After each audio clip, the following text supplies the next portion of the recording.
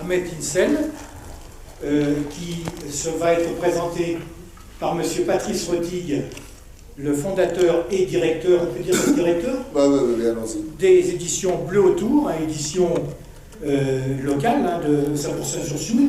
Et internationale. Et que vous connaissez déjà, puisque aux 6 heures de la commune, vous aviez pu découvrir Éloi Valla, les livres d'Éloi Valla, et puis aussi Claude Reta, qui est venu faire 2 conférences, une sur la commune et Louise Michel, et une autre sur le procès.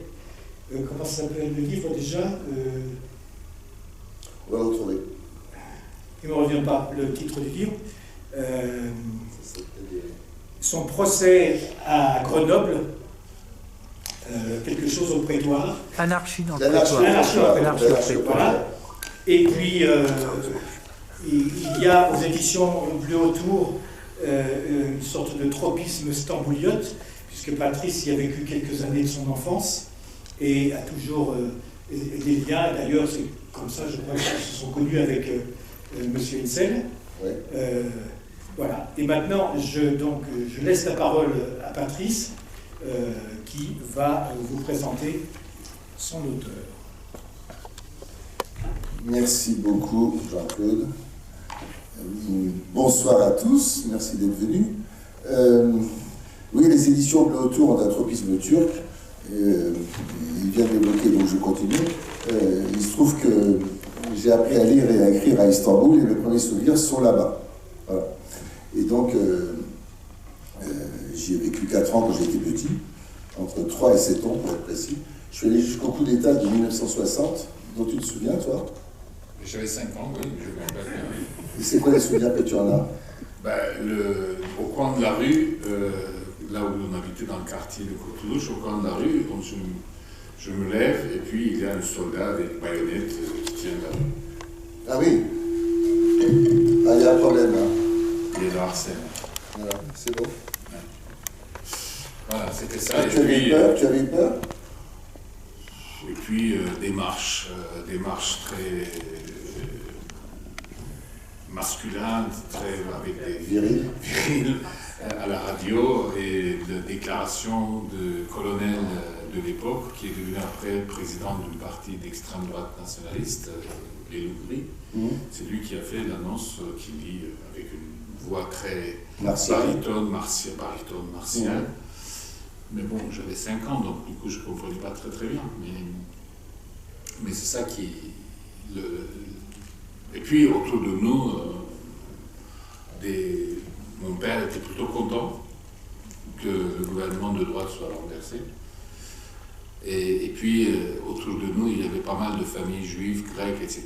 Eux, ils étaient par contre très inquiets qu'il y ait un autre pogrom nationaliste. Oui, après celui qui avait lieu au début des années 50. 55. 55, 5 voilà. ans après. En fait, il y avait eu une flambée nationaliste, on pourrait peut-être en parler, oui, en 55. Parce qu'en fait, les Juifs à Istanbul n'ont jamais été inquiétés, sauf à cette période-là. En 55, ce n'était pas tout à fait les Juifs qui étaient visés, c'était surtout les Grecs. Les Grecs. Les Et les minorités en général. Mais c'est les Juifs, minoritaires. et les Juifs aussi en ont pris. C'est les pogroms qui ont été un peu téléguidés par le gouvernement pour faire pression sur la Grèce. C'était le conflit sur le Chypre. Puisqu'à l'époque, en 1955, Chypre était une dominion britannique et il y avait des mouvements d'indépendance, plutôt des mouvements grecs, chypriotes, qui montaient et demandaient le rattachement à la Grèce. La fin de la domination britannique et le rattachement à la Grèce, et la Turquie s'opposait à ce rattachement à la Grèce, évidemment. Il y avait une minorité turcophone. Et là, ils ont organisé un petit pogrom pour montrer que les choses ne se passeraient pas très bien en Turquie pour les minorités. Et là, il y a eu effectivement un départ massif, un des derniers départs massifs des non-musulmans de la Turquie, après il y a eu en 64. Surtout des Grecs. Après 55, c'est surtout des Grecs. Et le pogrom avait consisté en une descente dans l'artère principale d'Istanbul. Dans la rue principale, Istiklal, la rue qui est un peu c'est la rue où il y a tous les grands commerces, les théâtres, le cinéma, etc. Donc du coup, les gens ont pillé les magasins, mais ils ont aussi mis au feu quelques églises et quelques synagogues. Il y a eu des viols aussi. Et il y a une loi scélérate qui a imposé, qui a taxé les minoritaires. Ça, c'est en 42. Ça, c'était avant. Ça, c'est en 42. Ça, c'était lors du... La Turquie était neutre durant la Deuxième Guerre mondiale, mais jusqu'à Stalingrad, la Turquie avait plutôt tendance à être du côté de l'Allemagne. Et en 1942, le gouvernement a sorti une loi des finances d'imposition du patrimoine, imposition de la fortune, du patrimoine. Mais il y avait trois colonnes, trois listes différentes. On n'imposait pas de la même manière les non-musulmans, les musulmans, et il y avait une troisième colonne, c'est-à-dire les dönmés, c'est-à-dire les juifs qui avaient dans les 18e, 19e siècles s'étaient convertis à l'islam, mais qui gardaient leurs pratiques religieuses juives. Dans le privé. Dans le privé. On les appelle les convertis. Eux, ils étaient taxés différemment. Et à cette époque-là, donc, il y a eu un vrai transfert de propriété des minorités non musulmanes vers les minorités musulmanes, puisque ceux qui ne payaient pas d'impôts, ces biens étaient vendus aux enchères. Et donc, du coup, c'est les musulmans qui achetaient à bas prix ces maisons, ces appartements. Entreprises aussi. Entreprises, ou bien même les meubles. Et ça, c'est en 1942. Il y a eu, du coup, après ces mauvais souvenirs, il y a eu un grand départ des Juifs de Turquie vers l'Israël en 47. 47-48. Cela dit, la Turquie reste le pays du pourtour musulman, du pourtour méditerranéen, le pays musulman où il y a le plus de Juifs encore aujourd'hui. 20 000 à peu près. 20 000, oui. Alors qu'en Algérie, c'est 2 000, en Tunisie, 2 000, enfin, en Algérie, quasiment plus d'ailleurs. Oui, au Maroc, je reste un peu plus. Un peu plus, 2 000, on dit. C'est en Maroc, 2 000, et puis en Syrie, il n'y en a quasiment plus. En Irak, il y en avait plus. En Libye, c'est plus rien. En Égypte, plus personne. Plus personne. Alors qu'en Turquie, il y a encore une présence juive aujourd'hui. Oui, il y a des synagogues. Si vous allez dans les îles des Princes, à Büyükada, il y a des îles, il y a un petit archipel où il y avait beaucoup de minoritaires, et il y a encore des synagogues. Moi, quand j'étais enfant, quand on parle de 1955-60, à Istanbul, il y avait à peu près 150, 200 000, 150 populations non musulmanes sur une population de 1 200 000 à peu près. Aujourd'hui, il n'y a plus que 50-60 000 non musulmans à Istanbul sur une population de 15 millions. Donc, c'est plus pareil. Pour vous dire un peu pour les questions minorités, mais après on passera sur l'organisation sociopolitique, la Turquie est un pays qui a connu peut-être sur une longue période le plus important épuration ethno-religieuse, plutôt religieuse, ethno-religieuse. Avant la Première Guerre mondiale, dans les territoires actuels de la Turquie, dans l'Empire ottoman, mais dans simplement les territoires actuels de la Turquie, parce qu'en 1914, l'Empire ottoman était bien plus grand que la Turquie d'aujourd'hui. Dans les territoires actuels de la Turquie, 30% de la population était non musulmane, dominante évidemment grecque, orthodoxe et arménienne. Les juifs n'étaient jamais très nombreux. En 1924, 10 ans après, un an après la proclamation de la République, sur 12 ou 13 millions de personnes vivant dans les territoires contemporains de la Turquie, il ne restait plus que 2% de population non musulmane. Donc, génocide, pogrom, départ, échange de population. Échange forcé de population entre la Grèce et la Turquie. Ça se termine avec ça en 1923, en été 23, en 1924. Donc voilà, ça c'est une donnée très importante pour comprendre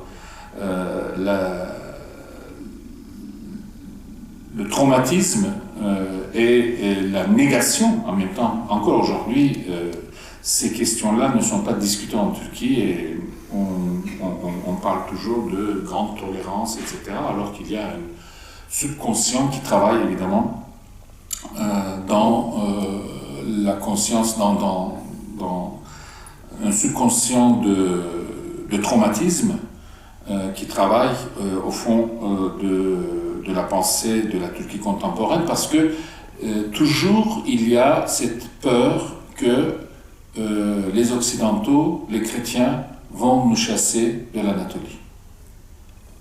Il y a toujours cette peur qui travaille et qui est un peu à l'origine de cette épuration ethnique. Épuration religieuse, plus exactement, parce que ethnique, ce sera essentiellement avec les cultes. Mais juste parce qu'on va partir de la Turquie, je voudrais présenter un petit peu Ahmed, qui est économiste d'abord, politologue ensuite. Hein. Tu as enseigné tant en Turquie, à l'université de Galatasaray, qu'à Paris 1, dont tu as été le directeur adjoint, je crois, du département d'économie pendant pas mal d'années. Non, j'étais directeur. Même le directeur, pardon. De quelle année à quelle année, ça? J'étais doyen de la faculté d'économie, à l'époque on appelait UFR, de 90 à 94. Voilà. Et Galatasaray? Après, j'ai été vice-président de Paris 1. Je suis resté à Paris 1. Ah, c'est ça, voilà. J'étais vice-président de Paris 1. Et après, je suis parti dans les années 2000 à Istanbul, à l'université Galatasaray, l'université francophone à Istanbul, qu'on avait créée au début des années 90.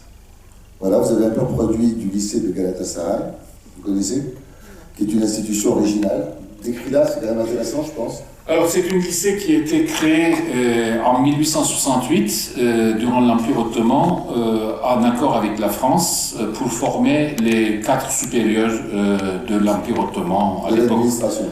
Les cadres, oui, de l'administration. En fait, c'est un peu l'ENA dans leur esprit des gens. Et donc, ce sont des Français qui ont dirigé cet établissement. L'enseignement était en français en grande partie, mais bilingue. Toutes les matières n'étaient pas en français.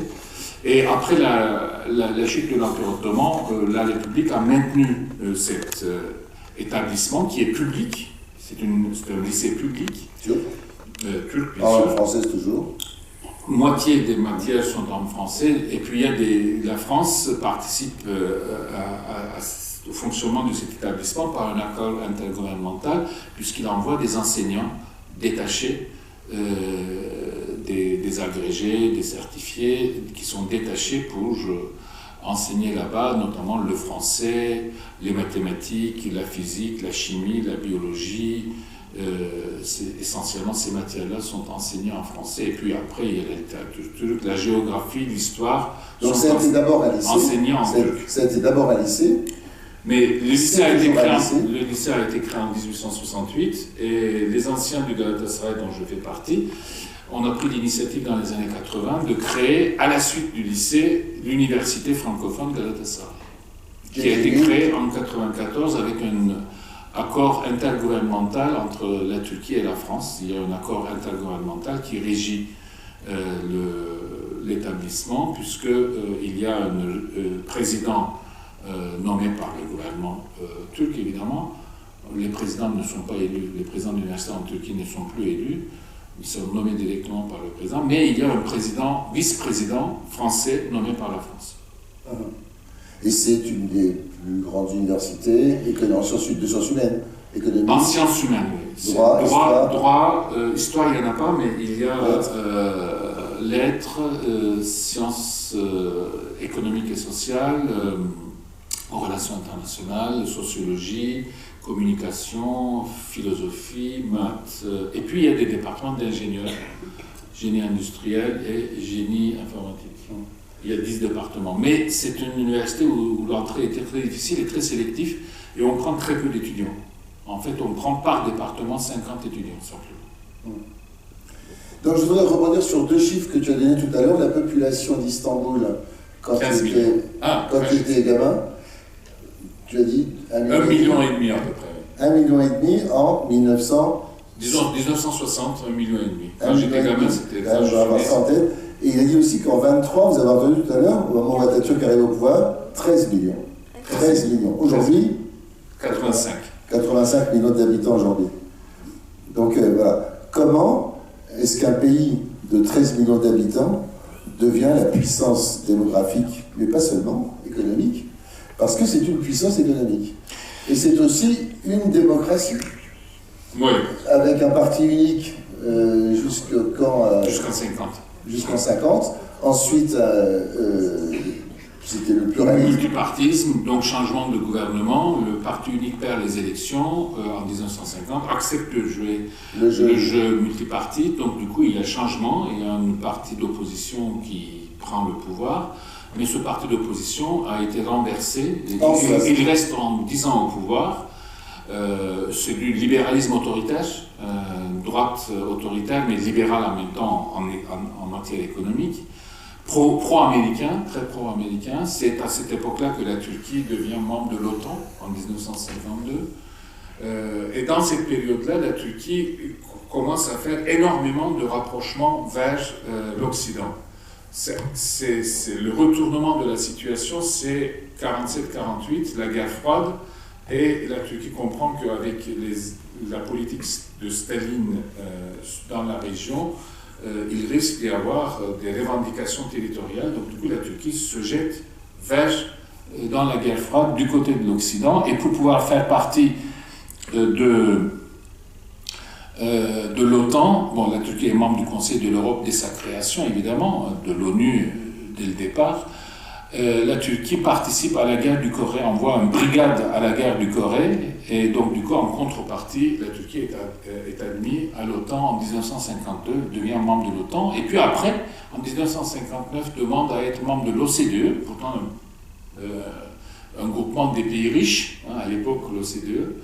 Donc du coup la Turquie est devenue membre de l'OCDE début des années 60, et en 1963, la Turquie signe avec la communauté économique européenne, comme on disait à l'époque, un accord d'association pour devenir membre dans le futur. Donc du coup, depuis 1963, la Turquie a un accord d'association.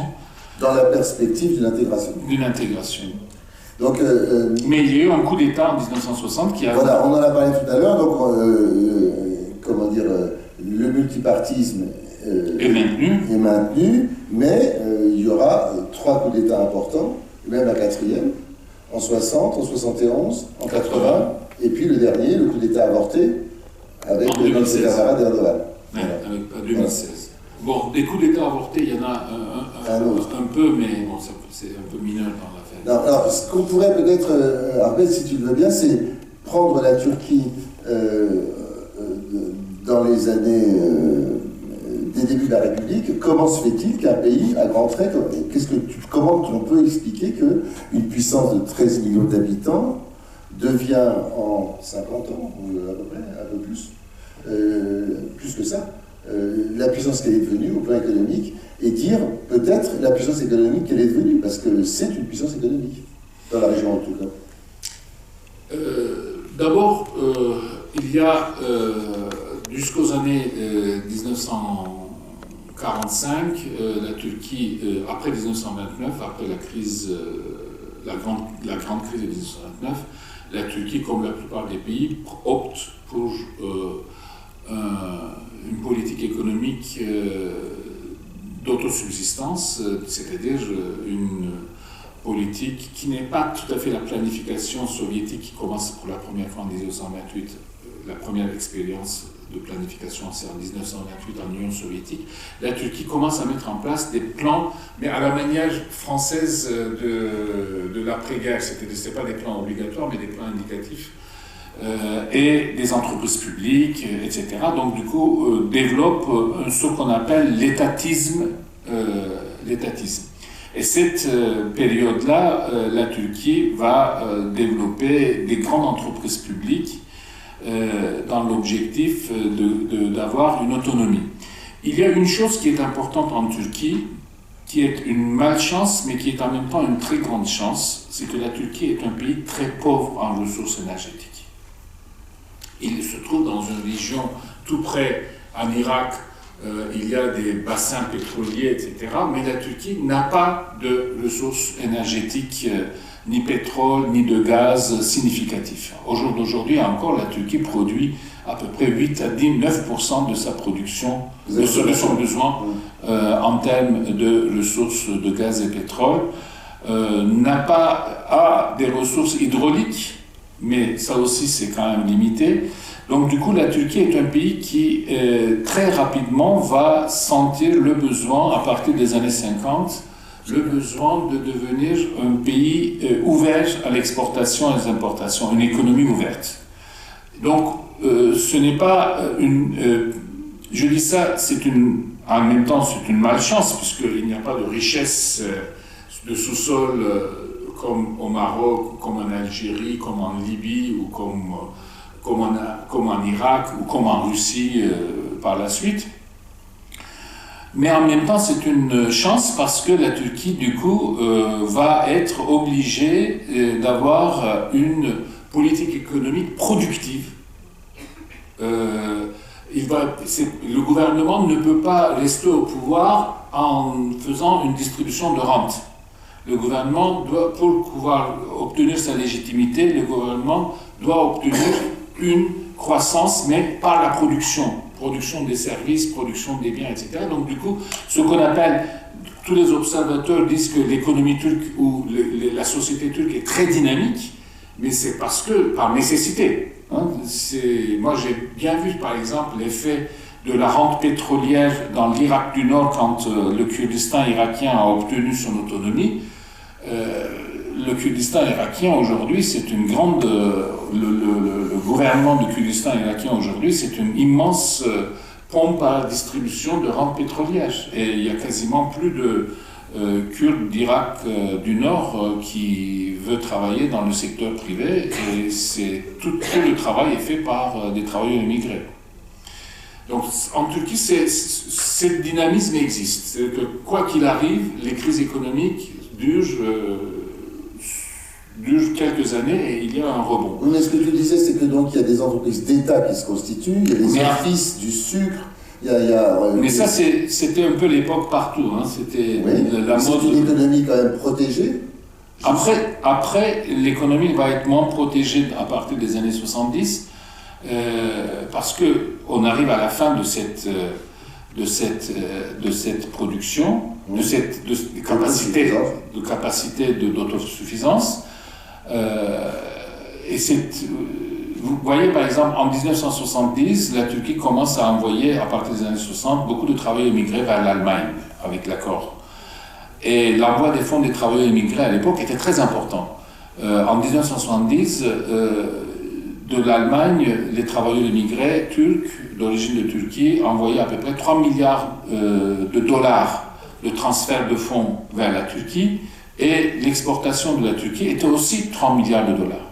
Imaginez l'importance, mais aujourd'hui, évidemment, l'envoi des fonds des travailleurs immigrés, c'est négligeable par rapport à la taille de l'économie turque.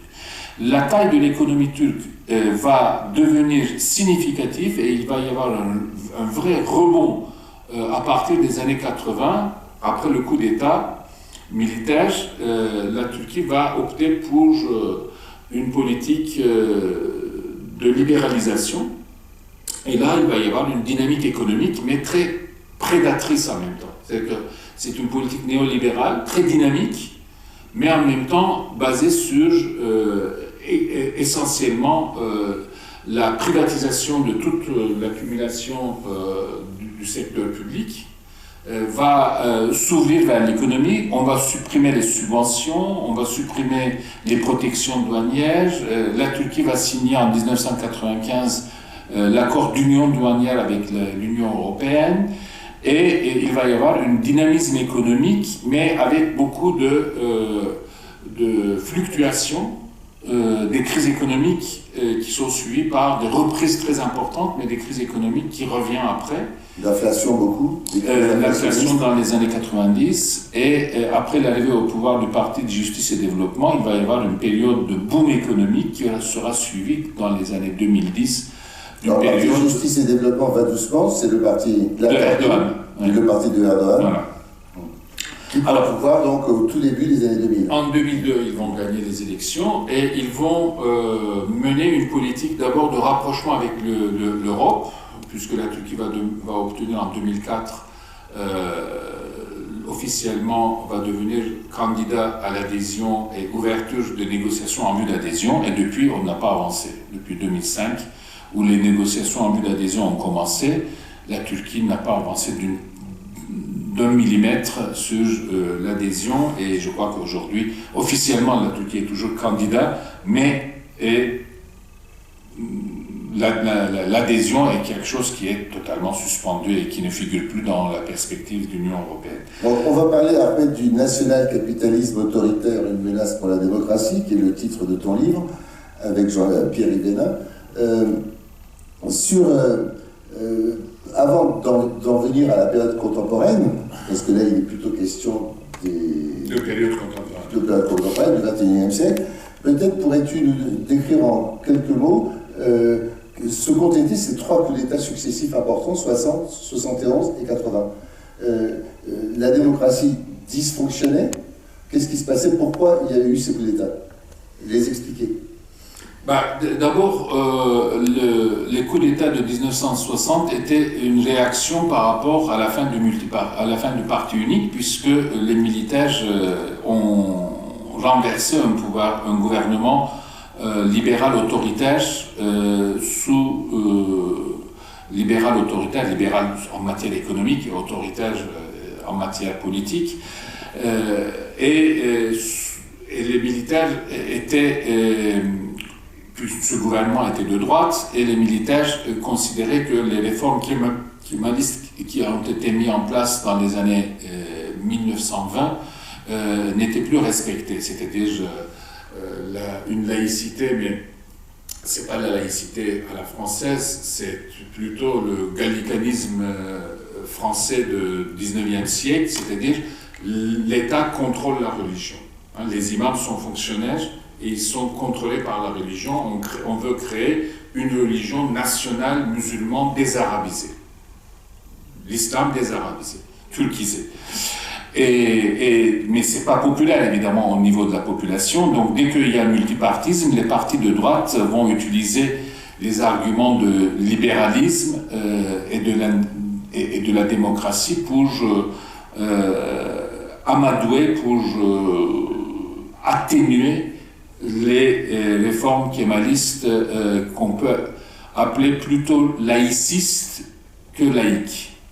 Dans les termes français, c'est plutôt laïcard que laïque. C'est plus hussard de Troisième République que 1905. Donc ils prennent le pouvoir. Alors ils renversent, ils pendent l'année suivante le Premier ministre Menderes et deux ministres. Et 2 autres ministres. Et puis, ils édictent une constitution qui est la constitution la plus libérale que la Turquie ait jamais eue. Oui, bien sûr, ils mettent en place une constitution libérale, mais en même temps, le rôle de l'armée comme garant du gouvernement. Donc, du coup, c'est à la fois libéral, mais en même temps autoritaire dans ce sens-là. Mais le libéralisme, cette fois-ci politique, pas le libéralisme économique, mais le libéralisme politique, va commencer à gêner les militaires parce que du coup la gauche commence à augmenter, mais c'est une gauche cette fois-ci, une vraie gauche socialiste. Et là, ils vont commencer à paniquer, et en 1971, ils vont décréter que la constitution de 1961 est un luxe pour la Turquie. Oui, après avoir rendu le pouvoir aux civils très vite, en 62. En 61 déjà. Même en 61. En 61, il y a les élections, mais les élections pour eux, c'est un camouflet, parce que les partis de droite qui revendiquent la tradition de partis renversés par les militaires, ces partis de droite obtiennent quand même la majorité. Donc du coup, ils sentent bien que le libéralisme politique ne marche pas comme ils veulent.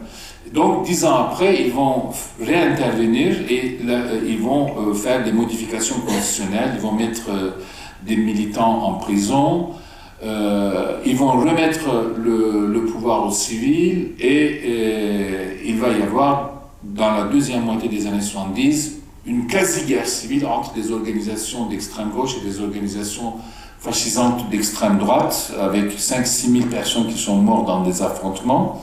Et les militaires vont prendre le pouvoir en 1980 en disant, pour l'ordre et la sécurité, la Constitution de 1961 est totalement abrogée et mettent en place un gouvernement, un junte militaire pendant 3 ans, et une nouvelle constitution, cette fois-ci autoritaire, c'est-à-dire que les institutions publiques, les universités, etc., sont directement rattachées au pouvoir de l'exécutif, et les militaires, ils ont une place très importante dans l'appareil décisionnel de l'État. Et il rend le pouvoir au civil.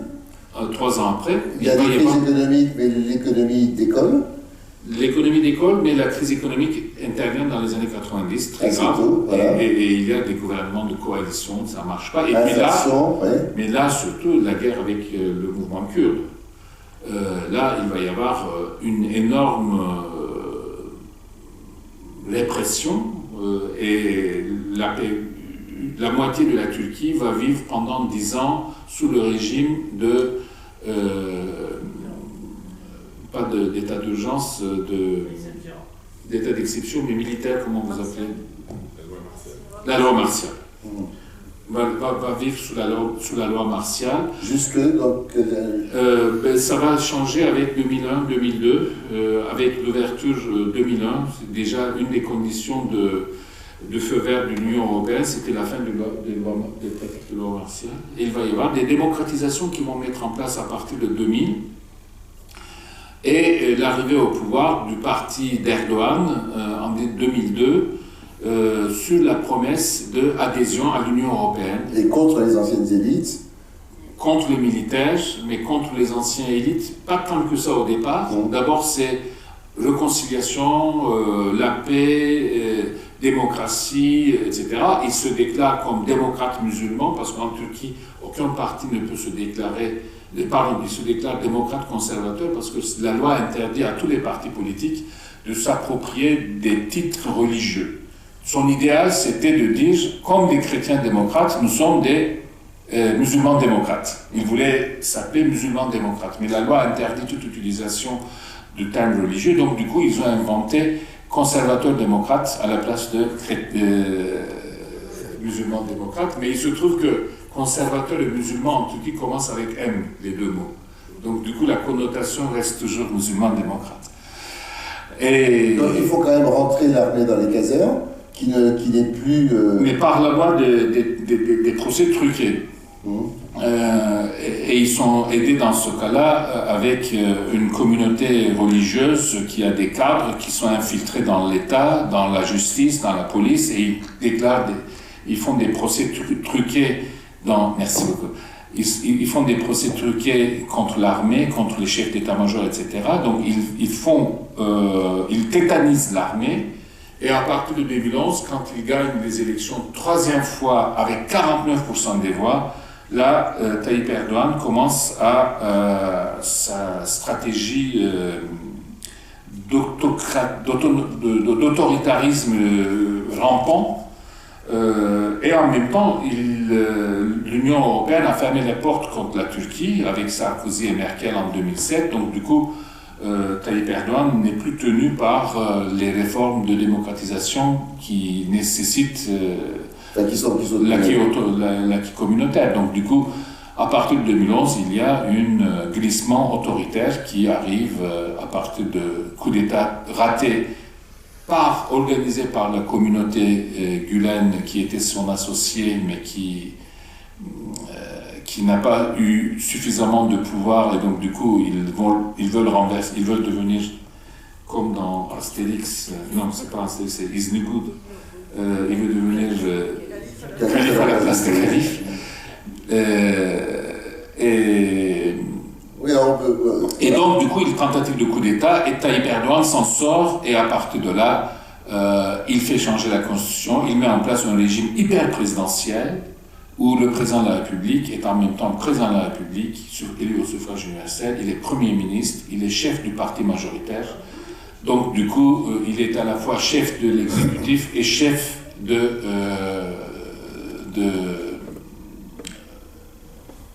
législatif. en même temps, du coup, contrôle la justice, puisque les nominations de la Conseil supérieur de la magistrature, quand vous avez à la fois la majorité parlementaire et vous avez tous les... C'est la même personne qui contrôle la totalité de l'exécutif et du législatif, donc il contrôle le Conseil supérieur de la magistrature, et après la mise en place d'un réseau d'entrepreneurs qui raflent tous les marchés publics, et les médias sont de plus en plus deviennent des médias pro-gouvernementaux qui sont achetés par les entreprises proches du pouvoir. Là, nous sommes tout à fait... Oui.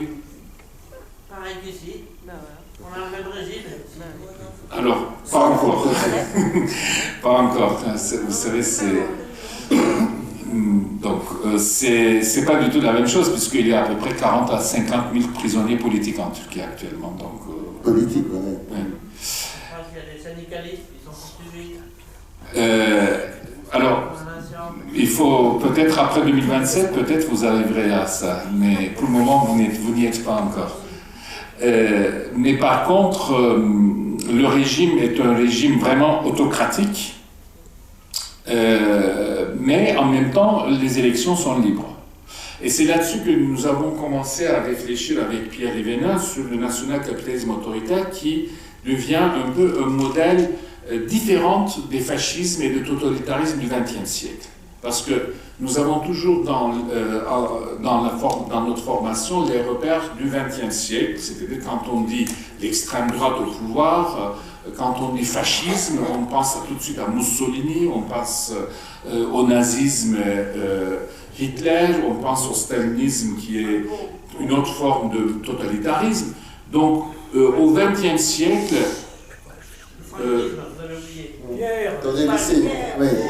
Il y aura un jeu de questions-réponses, mais il faut que le... C'est pas possible de parler comme ça. Et donc, on a toujours ce modèle fascisme, nazisme, totalitarisme qui ont été étudiés au XXe siècle, qui sont des modèles très forts. Et puis face à ça, il y a donc la démocratie libérale, plus ou moins libérale, après la Deuxième Guerre mondiale, qui est la confrontation, et puis le modèle de la guerre froide. Hein, c'est les deux.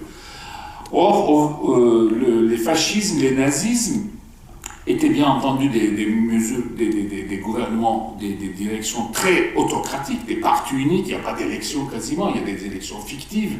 En Italie, en Allemagne, il y a des élections quand Hitler et Mussolini sont au pouvoir, mais c'est des élections fixes. C'est comme les élections en Chine aujourd'hui, hein, c'est des élections où il n'y a pas de surprise sur le résultat. En revanche, ce sont des régimes qui ont un discours anticapitaliste, notamment même le nazisme est un discours anticapitaliste.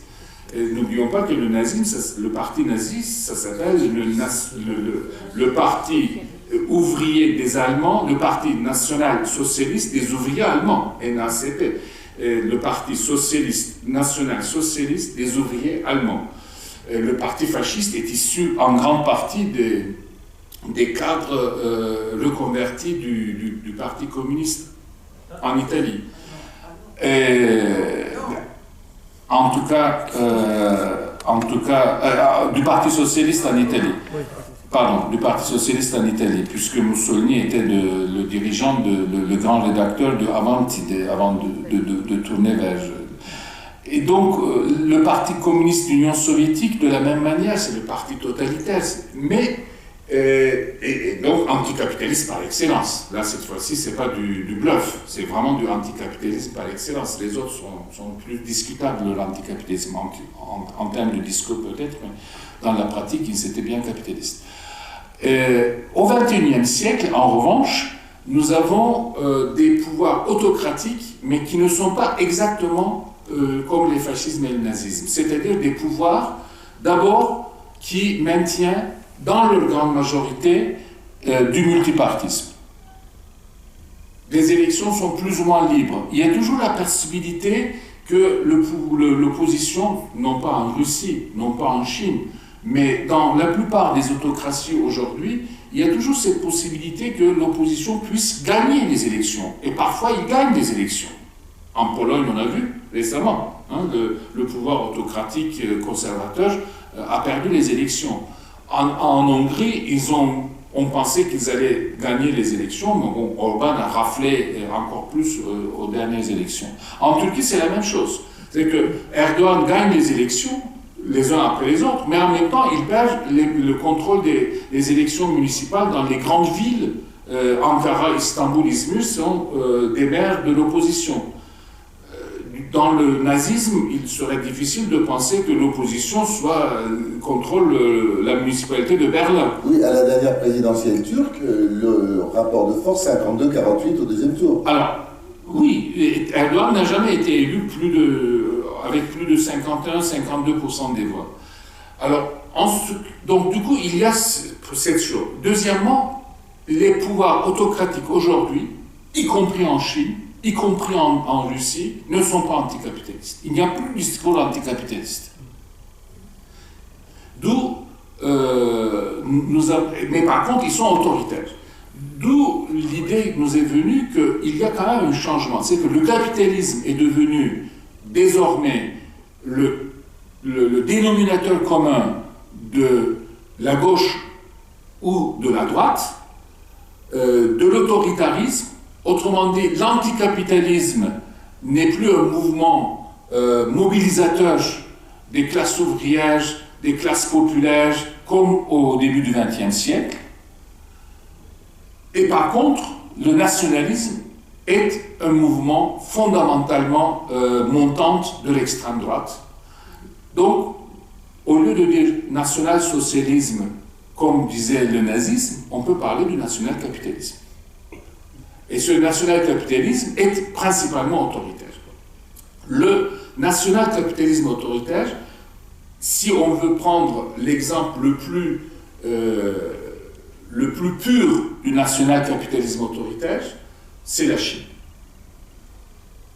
C'est du capitalisme total, hein, il n'y a vraiment pas de discussion, c'est du capitalisme. Vous savez que à peu près un tiers, et là je parle sous contrôle de Sylvie Renard, il y a un tiers des membres du comité central du Parti communiste chinois sont millionnaires. Hein? Donc déjà, ça montre bien que entre le millionnaire et le Parti communiste, il n'y a plus cette inimité. Hein? Donc c'est du capitalisme, mais ce n'est pas du capitalisme libéral. C'est un capitalisme autoritaire. Autrement dit, on constate que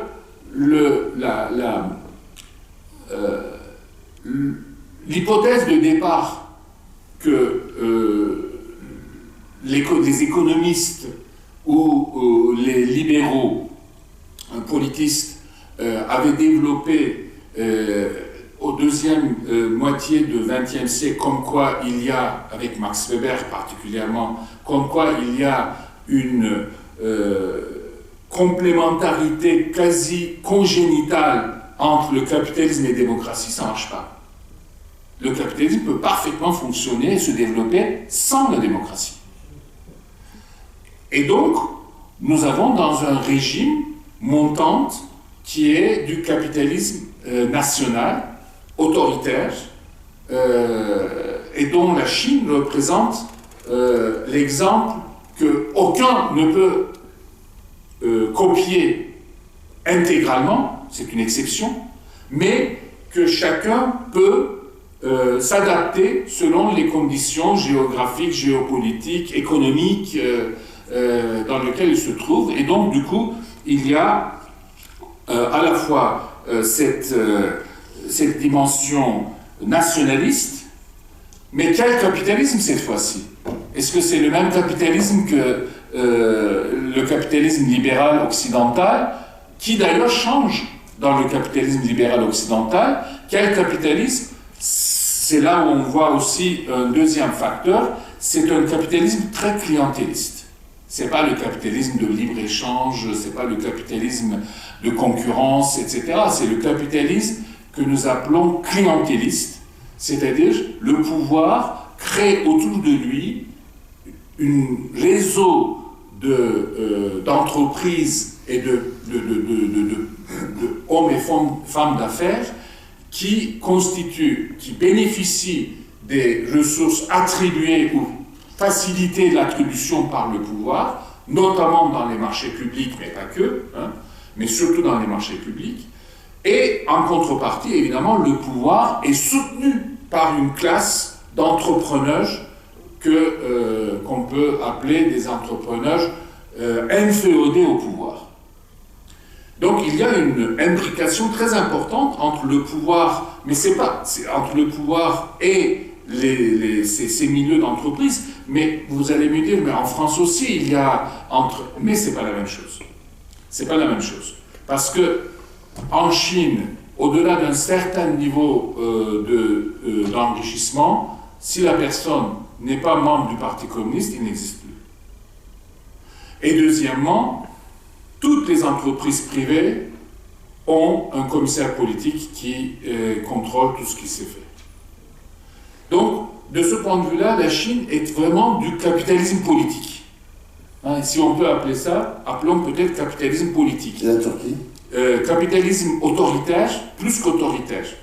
Alors, la Chine est un pays qui constitue vraiment l'exemple extrême. Il y a même un ouvrage qui est paru très récemment qui analyse tous les pays d'Asie du Sud-Est et de la Chine autour de ce concept d'autocratie qui est publié en anglais et qui est très très intéressant et qui analyse cette dynamique par une double dynamique contradictoire dans un premier temps, c'est-à-dire à la fois on dépolitise la société, c'est-à-dire que les vrais problèmes politiques ne sont pas du tout discutables, l'inégalité de ressources, etc. On dépolitise la société et on repolitise la société autour des symboles, des signes de nationalisme, anti-occidentaliste, etc. À chacun, évidemment, ses moyens. En Chine, on va repolitiser la société sur la menace américaine, sur la menace de l'Occident, etc. En Russie, on va repolitiser la société de la même manière, alors que c'est la Russie qui attaque l'Ukraine. On va repolitiser la société comme quoi l'Occident menace la Russie de démembrement. Dans d'autres pays, on va utiliser les travailleurs immigrés comme menace. En Allemagne, en France, hein, la loi immigration va être... En Pologne encore plus. Et en Italie, c'est un peu compliqué parce qu'en même temps, l'arrivée au pouvoir de Meloni est plutôt une intégration des immigrés. Hein. Ce n'est pas la loi immigration qu'elle applique. Au contraire, c'est la loi d'intégration des immigrés. C'est un peu plus différent, c'est l'Italie. Mais par contre, Orban, on trouve partout une extrême droite qui monte. Aux États-Unis, hein, on est extrême droite qui monte, qui repolitise la société sur l'identité. On dépolitise la société sur les problèmes économico-sociaux, inégalité sociale, inégalité économique, inégalité des classes sociales, inégalité d'accès aux ressources, etc. Et on repolitise la société sur les questions identitaires. Perte d'identité de l'Occident, perte d'identité, et là Erdogan va faire la même chose, perte d'identité turque contre l'Occident, va essayer de devenir le défenseur de l'islam et des valeurs de la population islamique contre l'Occident qui mène une bataille islamophobique, etc., etc. Donc ici, on va trouver l'islam comme menace et qui va devenir l'élément de surpolitisation de la société. Derrière la loi immigration en France, il y a bien une dimension de peur de l'étranger, et l'étranger n'est pas l'étranger chrétien, évidemment, hein, puisque les Ukrainiens ne dérangent personne actuellement en France. En revanche, les Turcs vont faire la même chose contre les chrétiens, les occidentaux qui veulent la Chine ou le Poutine vont faire exactement la même chose dans le sens inverse. Donc on voit bien que dans cette dynamique, le régime capitaliste fonctionne de plus en plus par une politisation, ce capitalisme politique fonctionne par une politisation de plus en plus sur les problèmes identitaires, le nationalisme devient du coup, comme au milieu du 19e siècle, de plus en plus un élément porteur principal du discours politique, de mobilisation politique, et donc avec cette dynamique de dépolitisation, surpolitisation qui nous a paru extrêmement important pour comprendre à la fois la Turquie et une troisième dimension, c'est évidemment c'est un régime où le pouvoir devient de plus en plus un pouvoir personnel. C'est l'utilisation de termes autocratie à cause de ça. Le pouvoir devient de plus en plus personnel, incarné par la personne et non pas incarné par un groupe. De plus en plus, le pouvoir est incarné par la personne, d'où l'utilisation de plus en plus pour définir les autocraties par le nom de la personne. On va parler de erdoganisme, on va parler de orbanisme, on va parler de poutinisme, puisque c'est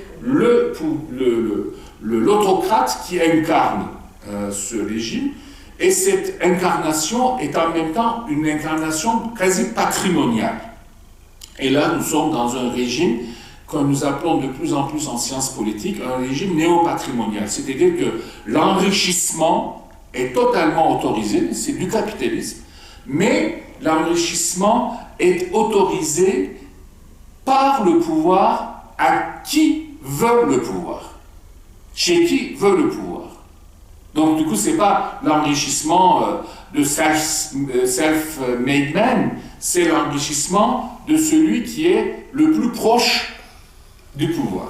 Et en même temps, avec le placement des familles, les enfants, c'est ce qu'on appelle, en langage de sciences politiques juridiques plus exactement, c'est du népotisme. Oui, il y a peut-être un exemple avec la Turquie, le clientélisme considérable avec les membres du parti de l'AKP. Oui, oui, bien sûr. Combien il y a d'adhérents? Alors, ça c'était très intéressant, la Turquie est de 85 millions d'habitants, et il y a 11 millions d'adhérents au parti au pouvoir. 11 millions d'adhérents au parti au pouvoir. Évidemment, être membre du parti au pouvoir, tout le monde ne bénéficie pas des marchés publics, mais être un petit membre du parti au pouvoir vous permet d'avoir plus de facilité pour obtenir les aides sociales ou peut-être pour votre fils obtenir une place dans la municipalité, du charbon, etc. Du charbon pour se chauffer. Ça, c'est à la rigueur pour tout le monde. Et ouais. il donne à tout le monde, à tous les pauvres. Mais c'est surtout des privilèges, c'est-à-dire des choses qui ne sont pas a priori attribuées à tout le monde. Et c'est une clientèle électorale qui le... Ah oui, c'est du clientélisme électoral. C'est très fidèle, du coup, ensuite. Ben oui, du coup, ils ont, même s'ils ne sont pas très riches, même s'ils sont pauvres, ils ont peur que l'arrivée au pouvoir de l'opposition, par conséquent, leur fait perdre cet accès à des privilèges. Donc, du coup, c'est une société qui va devenir de plus en plus, va vivre avec un clivage interne. L'autocratie aujourd'hui, le national-capitalisme autoritaire, quand ce n'est pas du parti unique, quand c'est parti unique, c'est différent, comme la Chine, c'est très différent. Mais quand c'est multipartisme, prend son énergie politique par le clivage interne. En clivage, la société est composée de soutien fidèle au gouvernement, qu'on les appelle les éléments nationaux, qu'on donne la préférence nationale, et en face, il y a les ennemis de la nation. Et les ennemis de la nation sont bien des gens, des citoyens du pays. C'est toi, par exemple, c'est toi. Oui, c'est comme moi. Oui. Ils sont des gens comme moi, des gens très proches, c'est pourquoi je ne peux pas aller en Turquie depuis quelques années. Ils sont en prison, évidemment, parce qu'ils sont ennemis de la nation. Mais cet ennemi de la nation est en même temps très utilitaire, parce que si jamais le pouvoir est perdu, perd les élections, il fait la campagne comme quoi c'est les ennemis de la nation qui vont arriver au pouvoir, et ils vont faire quoi? Et ils vont vous enlever tous vos privilèges, tous vos droits plus exactement. Ils ne vont pas des privilèges évidemment, ils vont vous retirer tous vos droits. Donc du coup la nation doit être mobilisée, et cette nation est mobilisée à moitié autour de Tayyip Erdogan, mais la moitié, ce n'est pas 100%. C'est ça qui est intéressant. Ce n'est pas des régimes dictatoriaux comme, par exemple, la Bélarussie n'est pas un national-capitalisme autoritaire, c'est de la dictature pure et simple. C'est pas du tout la même chose, c'est la dictature pure et simple.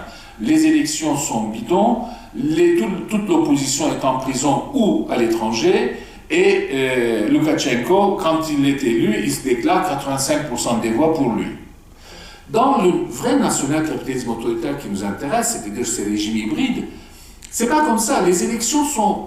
L'adhésion au pouvoir est réelle de la moitié de la société. Mais la moitié de la société, c'est beaucoup.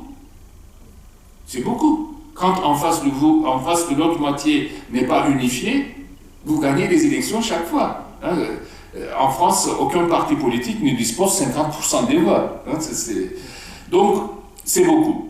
Mais ce n'est pas tout. Et donc, du coup, c'est un régime de transition interne en permanence. Donc, du coup, c'est une société qui est tout le temps mobilisée. C'est-à-dire, c'est une société qui vit une sorte de guerre civile symbolique. Permanente. Mais symbolique. C'est pas guerre civile avec des... Les élections sont considérées en Turquie, les élections, la surpolitisation, du coup, se joue aussi sur ce terrain-là. Et du coup, en Turquie, les élections où la participation est très importante. 87% de participation aux élections en Turquie. 100%. Et les gens y croient. Oui. 100% des électeurs, des gens en âge de voter, sont inscrits automatiquement sur les listes électorales à partir de 18 ans. Donc, du coup, 100% des personnes en âge de voter, sur 100% des personnes en âge de voter, 87% votent. Et toi, quand les élections présidentielles se profilaient, c'était quand les dernières élections présidentielles? C'était il y a un an?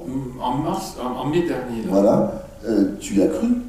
On pensait qu'il pouvait perdre les élections ou présidentielles ou législatives, la majorité. En tout cas, vous y avez cru? Oui, bien sûr, puisque l'opposition, pour une fois, s'était unifiée. Et l'opposition a perdu?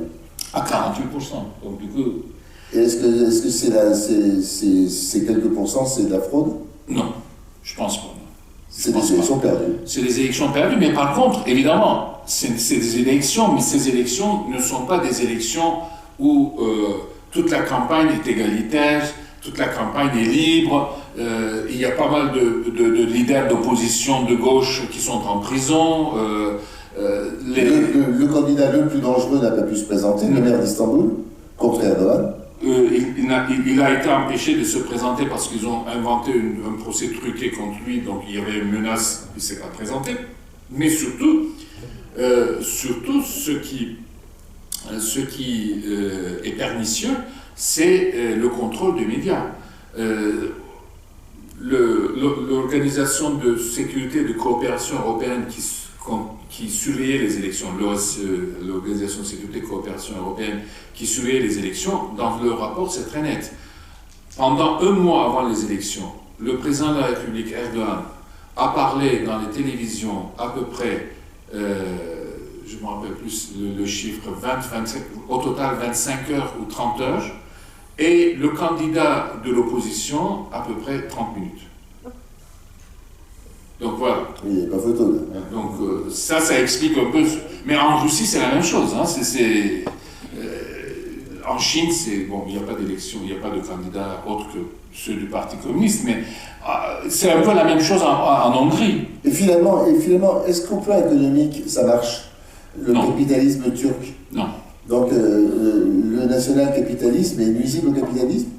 Ça dépend. En Chine, En Turquie. Mais ça dépend. En Turquie, ça marche pas très bien parce que, comme je vous ai dit, c'est une économie qui est très dépendante de l'économie internationale, de la situation de l'économie internationale, la création, l'apparition de la guerre entre l'Ukraine et la Russie a frappé de plein fouet la Turquie avec l'augmentation des prix, etc. Mais la Chine, ça marche. La Chine, ça marche. Oui, mais tu disais tout à l'heure qu'il y avait eu les 10 premières années d'Erdogan, enfin la première décennie. Mais il n'était pas dans le national-capitalisme autoritaire. On n'y était pas encore. Non. Ça, c'est dans les années 2010. Voilà.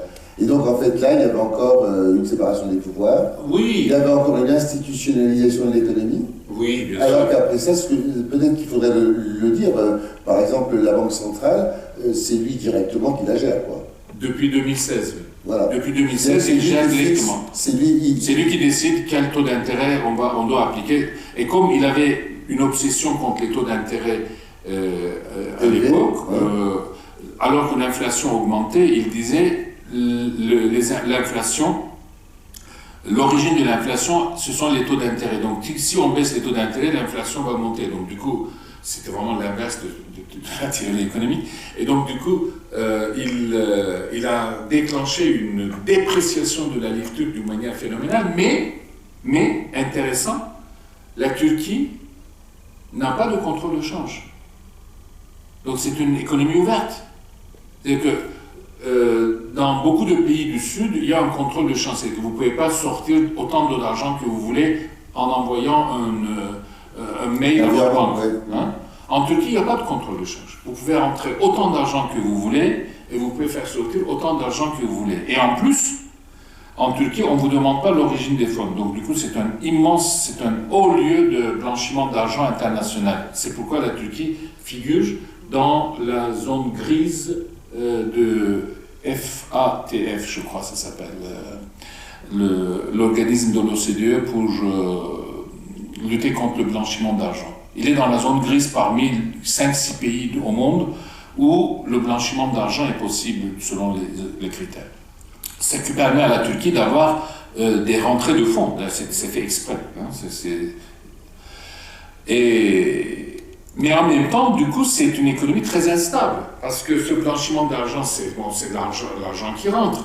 Mais en même temps, dès qu'il y a un taux d'inflation très élevé, dès que l'économie turque trébuche, cet argent sort aussi massivement. Donc du coup, la livre turque se déprécie énormément.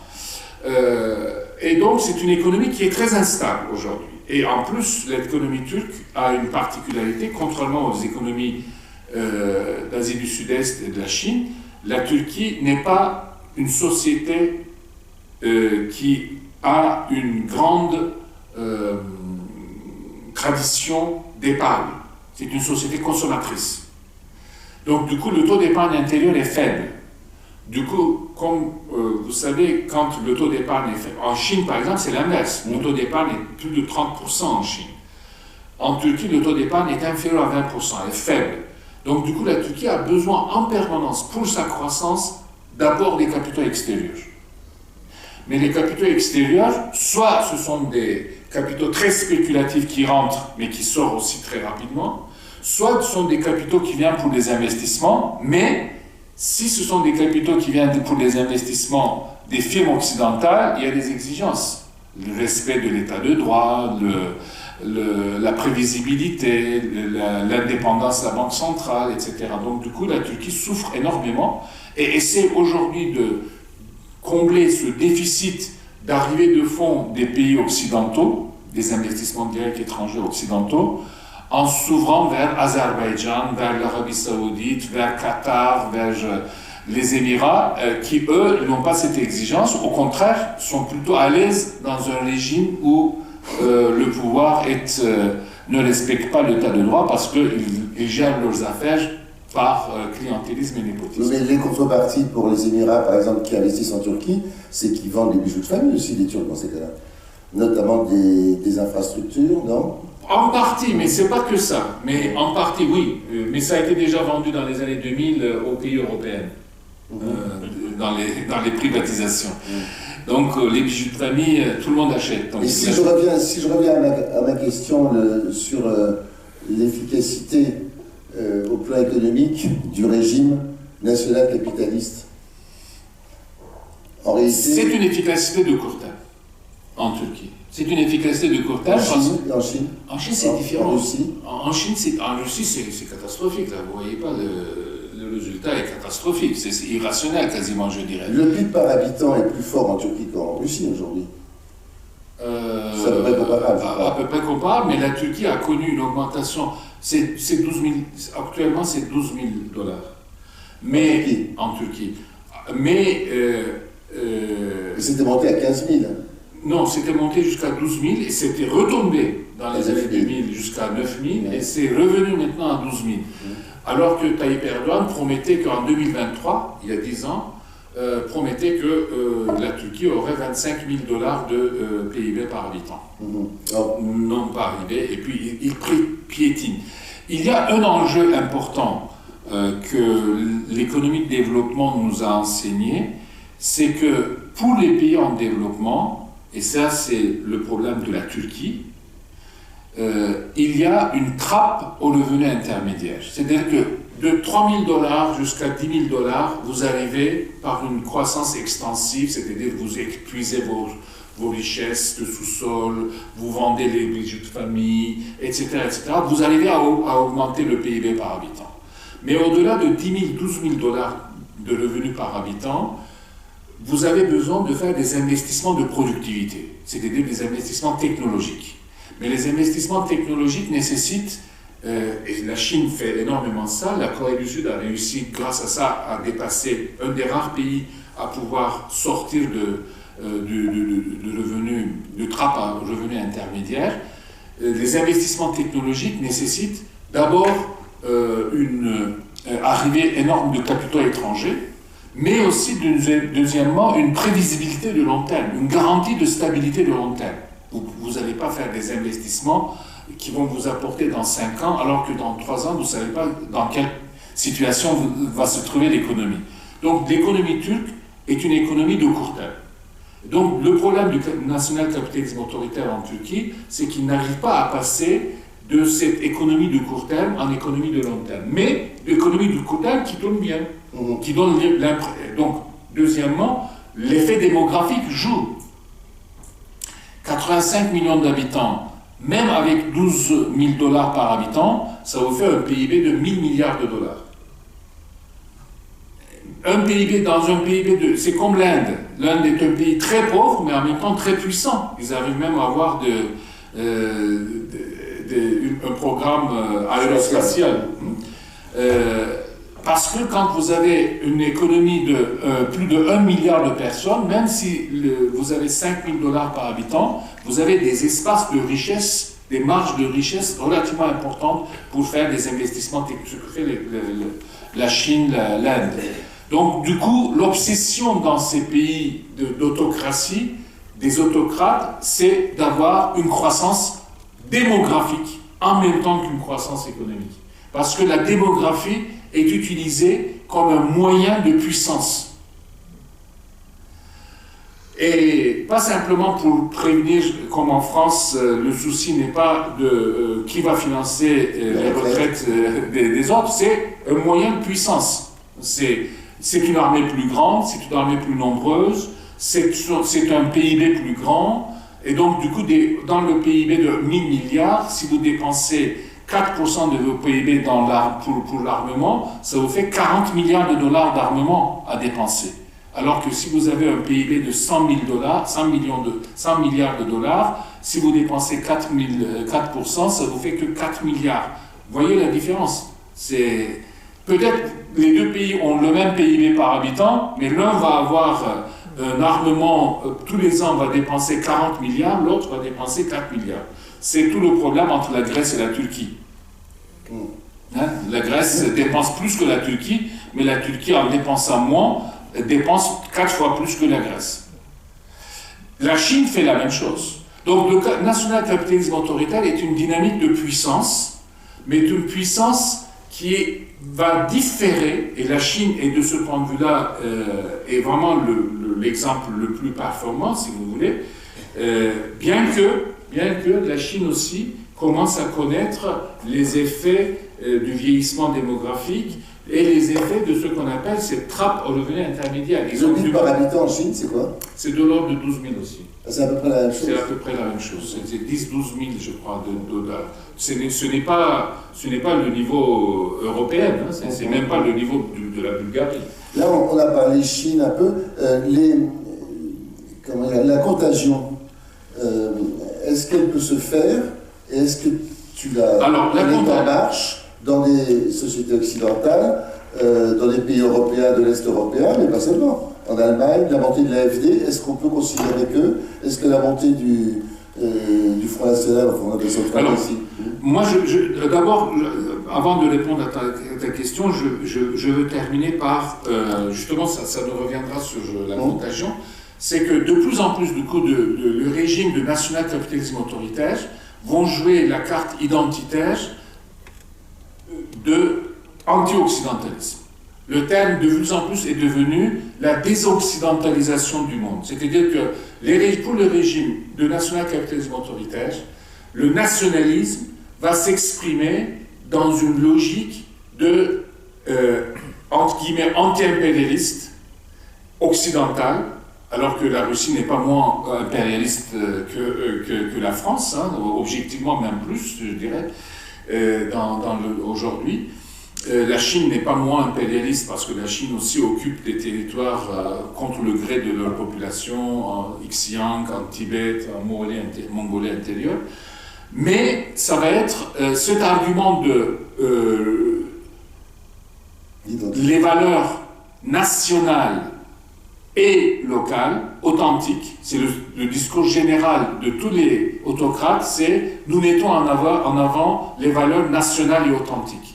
Et ces valeurs nationales et authentiques sont des valeurs qui sont considérées comme des valeurs qui sont anti-occidentales. Mais en fait, derrière l'anti-occidental, derrière ça, il y a les droits de l'homme internationaux.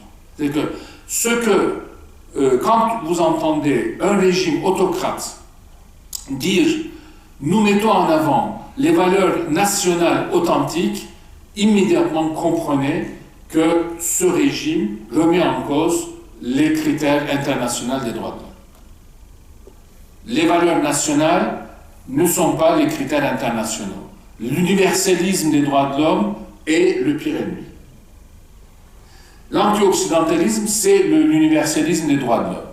Alors cet anti-occidentalisme, désormais, peut devenir aussi une dynamique politique au sein de l'Occident.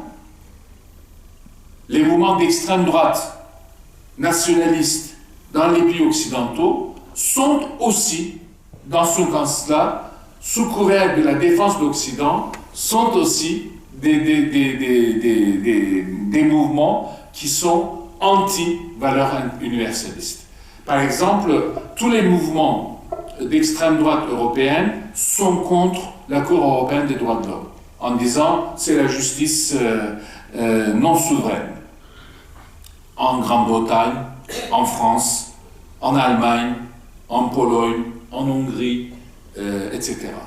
Donc, il y a une dynamique sous couvert de revalorisation de valeurs culturelles nationales, authentiques. Il y a une imposition de ce qu'on appelle les valeurs autoritaires, c'est-à-dire la hiérarchie, la soumission au pouvoir de l'État, la soumission au pouvoir de la justice et des médias au pouvoir exécutif. Les conflits deviennent de plus en plus nets, par exemple en Pologne, en Hongrie, les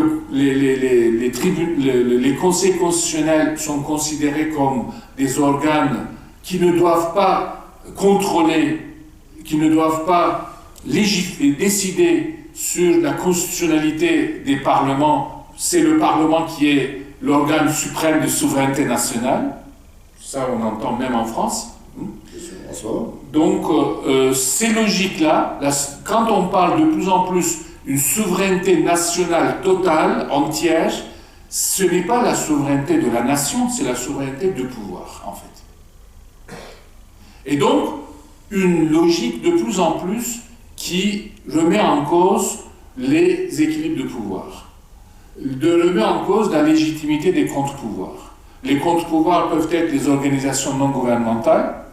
Vous avez vu de plus en plus que dans les régimes autoritaires, les organisations non gouvernementales sont considérées comme des organisations étrangères, de plus en plus.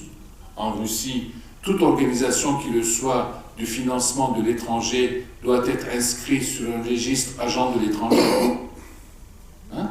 Ils ont fermé l'organisation Mémorial dans ce cadre-là. l'organisation mémoriale qui avait obtenu le prix Nobel de la paix. Il y a une logique donc du primauté de ce qu'on appelle national, mais le national, c'est quoi? Alors là, justement, hier, avant-hier, on vient d'apprendre qu'en Allemagne, le parti politique qui monte dans l'Allemagne, ex-Allemagne de l'Est, maintenant il est crédité à peu près à 30% des voix. L'AfD. L'AfD, c'est-à-dire Alternative pour l'Allemagne, et en même temps 20% dans l'ex-Allemagne de l'Ouest. Donc du coup, il risque de devenir le deuxième parti politique dans les futures élections en Allemagne. Cette Alternative pour l'Allemagne envisage de mettre en place une politique de rémigration. C'est quoi une politique de rémigration? C'est-à-dire, envoie des Allemands qui ont obtenu la nationalité par la suite, autrement dit les Allemands non originaires, dans un pays tiers. Alors, techniquement, c'est très difficile. Probablement, ils peuvent pas le faire. Mais dans l'idée, c'est même la citoyenneté ne suffit pas. Les Allemands qui ont obtenu, les Turcs, les Marocains ou les Algériens qui ont obtenu la nationalité allemande sont considérés comme des personnes qui ne sont pas intégrées. Donc du coup, on peut leur retirer la nationalité allemande désormais et on peut leur demander de vivre dans un pays tiers. On fait un accord avec un pays tiers, on les envoie dans un pays tiers. C'est un peu farfelu, mais l'idée de mettre même les citoyens comme... Dans ce cas-là, c'est Vichy. C'est pas très différent de Vichy. C'est les juifs français qui sont considérés comme non français. Alors donc, du coup, les Français qui ont acquis la nationalité française, qui sont soit yougoslaves, soit algériens d'origine, soit turcs ou soit chinois, peuvent, dans cette logique-là, peuvent être considérés comme des étrangers citoyens. Le terme citoyen étranger est un terme qu'utilise de plus en plus la logique du national-capitalisme autoritaire, parce que, comme je disais dès le départ, la dépolitisation doit être compensée par une surpolitisation identitaire. Il faut qu'on puisse trouver, et ça c'est le grand enseignement que nous avons eu en sciences politiques par un théoricien du politique qui était l'inspirateur de théorie du droit du régime nazi.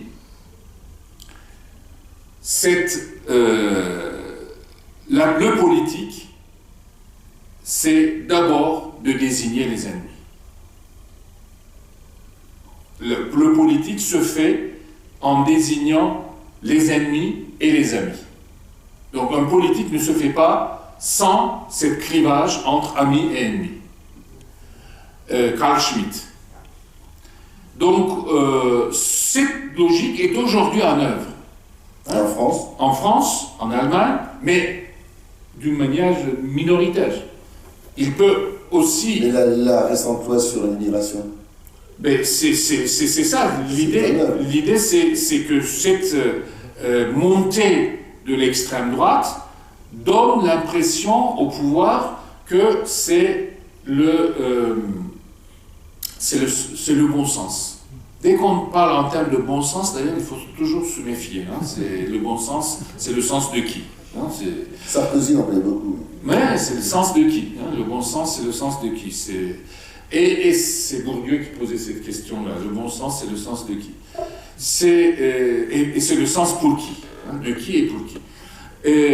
Donc, le national-capitalisme autoritaire, aujourd'hui, d'une manière, disons, potentielle, influe, se diffuse aussi dans le monde occidental.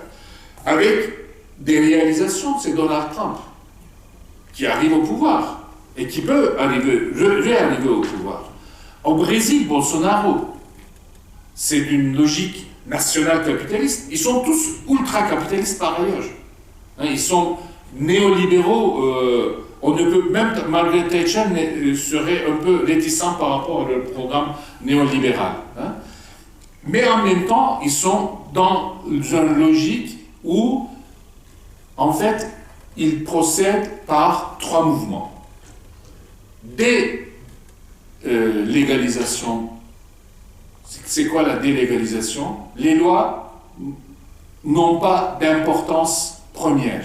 C'est l'interprétation du pouvoir aux lois qui est premier. C'est pas l'esprit de loi qui est premier ou la lettre de la loi qui est premier, c'est l'interprétation du pouvoir qui est fait aux lois qui est premier. C'est l'interprétation que le pouvoir en fait qui est fait. Voilà. Oui. Ça, c'est la délégalisation. Deuxièmement, c'est la désinstitutionnalisation. Les institutions sont vidées de leur tradition, vidées de leur autonomie, vidées de leur force vive. On fait du coup des institutions fantoches qui sont totalement dans la logique du pouvoir. Ce sont l'université, les médias, la justice, le domaine culturel deviennent de plus en plus le courroie de transmission du pouvoir. Les institutions perdent leur substance autonome. L'autonomie de la société civile, c'est quelque chose qui est extrêmement grave. Et puis enfin, la Constitution, c'est quelque chose qui peut être remanié au bon gré du pouvoir, soit par le Conseil constitutionnel, soit par les juges, soit par le pouvoir. Vive le référendum, toujours. Alors, le référendum est un moyen qui est considéré comme un moyen démocratique le plus absolu. Alors c'est plus dangereux. Ils peuvent perdre le référendum. Il est arrivé qu'ils perdent les autocrates le référendum, mais dans ce cas-là, même s'ils perdent le référendum, ils considèrent que le référendum n'a pas eu lieu. Ça, c'est ce que ça a été fait plusieurs fois en Europe en 2005, comme vous avez constaté à propos de la Convention européenne. Alors, voilà, cette tendance, on va terminer là-dessus, ce national-capitalisme autoritaire est une menace pour la démocratie. Ce n'est pas une menace pour l'Occident, parce que dans l'Occident aussi, il ne faut pas le dire, c'est l'Occident contre ceci. C'est une menace pour la démocratie. Et la démocratie n'est pas un produit exclusif de l'Occident. Il ne faut pas non plus tomber dans le piège tendu par cette autocratie tiers-mondiste ou autocratie qui monte aujourd'hui sous couvert de Sud global, sous couvert de l'anti-impérialisme américain qui est plus important que la Russie, par exemple. Il y a tout ce courant qui est en train de monter, qui considère que dans la guerre entre l'Ukraine et la Russie, il faut être du côté de la Russie parce que l'Ukraine est soutenue par les États-Unis. Ce qu'on appelle le campisme dans le langage politique. La Russie est aussi impérialiste et guerrière et destructrice que les États-Unis au Vietnam. Donc aujourd'hui, si on était pour le Vietnam en 1968, aujourd'hui on est pour l'Ukraine en 19... et donc du coup, sur cette question-là, le Sud global, par le biais des autocraties, utilise un discours anti-occidental de couverture qui peut paraître sympathique. Mais en fait, ce n'est pas l'Occident qui est visé, c'est la démocratie, puisque même dans l'Occident, la démocratie est visée. Voilà. Très bien. Juste ce livre, Le national-capitalisme autoritaire et une menace pour la démocratie, vous avez appelé ça, et ce serait amusant que tu le définisses en 2 mots, une revue de presse. Alors, c'est un peu... Quel est ce genre, en économie? La littérature là-dessus est très large, donc du coup on a essayé de regrouper toutes les analyses qui ont été faites, pas toutes mais les plus significatives qui ont été faites, pour pouvoir un peu rendre grand public les lectures que les économistes, les politistes font dans les revues scientifiques, académiques, etc., mais qui sont un peu qui ne sont pas dans une logique d'agrégation de savoir. Chacun amène une explication sur un sujet particulier, un fragment particulier. Donc on a essayé de regrouper ces analyses qui sont faites en fait, hein, ce n'est pas des choses que nous avons inventées. Beaucoup d'observateurs sur la Chine, sur les États-Unis, sur l'Occident ou sur l'Afrique, sur la Hongrie, sur la Turquie. Je n'ai pas cité l'Inde, mais l'Inde aussi sur une trajectoire autocratique de plus en plus aujourd'hui. Donc nous avons essayé de faire une collation des analyses et les regrouper dans une logique explicative globale, voilà, au travers du national-capitalisme autoritaire de revue de presse. Alors cet autre livre, là, Une enfance turque,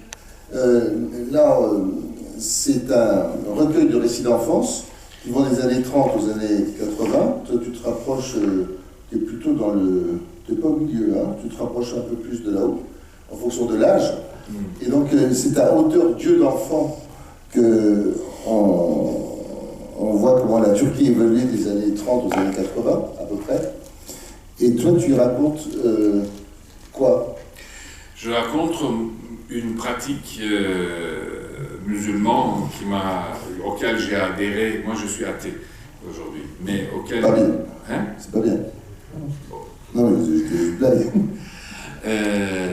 Et donc, mes parents étaient laïcs, kémalistes, mais ils pratiquaient symboliquement quelques pratiques religieuses. Donc, du coup, essentiellement le sacrifice du mouton le jour de Aïd Kébir, et il était tué dans le jardin de notre maison. Donc du coup, j'étais fasciné par ça. Donc je raconte comment un enfant de 10 ans qui va chercher un mouton, en fait c'est pas un mouton, c'est... Un bélier, non? Le mâle... De la brebis. Non, le mâle du mouton, c'est... Le bouc. Le bouc. C'est un bouc. On tue pas la femelle, hein, on sacrifie le mâle, le bélier. Donc on va chercher au marché un bélier, on amène, pendant 2 jours on nourrit, on joue avec, etc. Et puis le deuxième jour, on devient copain avec lui, et le troisième jour, il y a le boucher qui vient et il va être tué. Et donc ma sœur quittait la maison, évidemment, elle ne pouvait pas rester là, mais moi j'étais fasciné, et donc je restais regarder cette torture de l'animal qu'on tue, le sang qui gicle, l'animal qui se plaît. Mais j'étais fasciné et j'aidais le boucher en même temps. Alors qu'il y a un jour, je jouais avec donc, ce choc de violence qui m'a beaucoup marqué. Voilà. Bien. Est-ce que vous avez des questions? Je vais vous interrompre, mais voilà, c'est ça. Hein. Il nous reste grosso modo une quinzaine de minutes pour échanger avec vous. Oui, un jeu de questions-réponses? Non, il ne marche pas. Il ne marche pas? Ouais. Je crois que...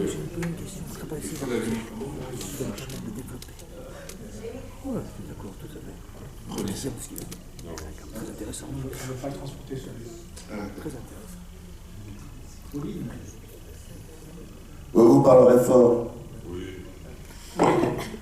Mais je vais distribuer la parole Madame Renard pour commencer, puisque j'ai vu votre voix se lever. Merci, alors moi j'ai pas une voix. Tenez, merci.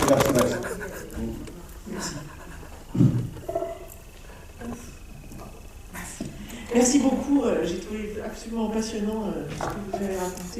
Il y a beaucoup de sujets sur lesquels j'aimerais bien des approfondissements, mais je vais me limiter à un seul et parler évidemment de la Chine. J'ai une interrogation et un doute sur ce que vous avez dit sur le processus de dépolitisation, repolitisation. Et dans le cas de la Chine, vous avez cité d'ailleurs la repolitisation, ce serait d'être anti-américain, de considérer que toutes les fautes viennent des États-Unis. Ce que dit le gouvernement chinois. Et qu'il y a un problème, c'est la faute des États-Unis. Et on voit très bien, moi qui fais des cours en Chine, quand on dit aux étudiants pourquoi il y a eu telle chose, ils répondent souvent parce que les États-Unis n'ont pas voulu.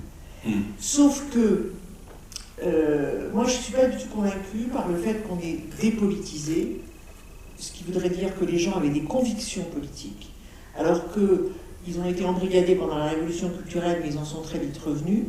Donc ils ont pu être déçus au début des réformes de la baisse de la hausse des inégalités, de choses comme ça, mais ce n'était pas de la conviction politique.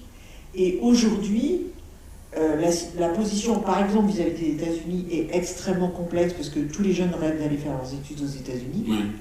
Et donc, le gouvernement, quand il essaie de jouer sur la fibre nationaliste qui existe en Chine, hein, les Chinois sont très fiers que le pays soit devenu une grande puissance, mais quand ils veulent jouer auprès des jeunes sur la fibre nationaliste, ça ne marche pas du tout.